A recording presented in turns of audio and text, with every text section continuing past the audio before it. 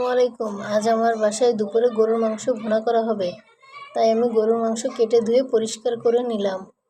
এখন আমি সব ধরনের মশলা বেটে নেব। জয়ফল, জয়ত্রী, গোলমরিচ, আদা, রসুন, জিরা সব ধরনের মশলা বেটে নেব। বাটা মশলায় অনেক স্বাদ হয়, যার কারণে আমি কোনো গুঁড়ো মশলাই ব্যবহার করব না, সব বেটে মশলা ব্যবহার করব। প্রথমে পেঁয়াজটাকে বাদামি করে ভেজে নেব। তার সব ধরনের মশলা একসঙ্গে ভালো করে কষিয়ে নিব। আমি শুকনো মরিচ কেটে দিয়েছি, আপনারা চাইলে বেটেও দিতে পারেন। মাংসে শুকনো মরিচ কেটে দিলে বেশি ভালো লাগে, তাই আমি কেটেই দিয়েছি। মাংসের সাথে আমি টমেটো দিই, তাহলে অনেক ভালো লাগে। আপনারা কে কে দেন মাংসের সাথে টমেটো, কমেন্টে জানাবেন। ভালো করে কষানো হয়ে গেছে, এখন আমি এতে মাংস দিয়ে নিলাম। মাংস দিয়ে ভালো করে নেড়ে চেড়ে নিব, যাতে মাংসের সাথে মশলাটা ভালো করে মিশে যায়।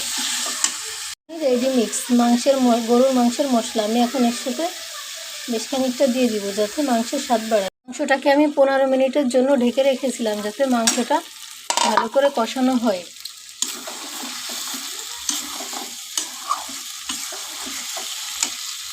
ভালো করে কষানো হয়ে গেছে, এখন আমি এতে গরম পানি দিয়ে নিব।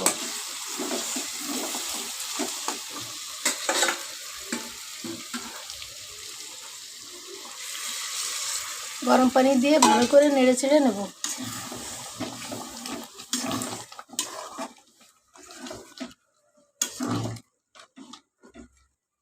আগে আমি এর সঙ্গে আলু দিয়ে দিব, যাতে আলুটা ভালো করে গলে যায়। আলুটা ভালো করে নেড়ে দেবো, যাতে আলুটা মিশে যায়। রান্না হয়ে গেছে, এখন আমি নামানোর আগে পেঁয়াজ বেরেস্তা দিয়ে নিব। দিয়ে একটু ভালো করে নেড়ে নিব। মাংস রান্না হয়ে গেল, দেখে মনে হচ্ছে অনেক লোভনীয় হয়েছে।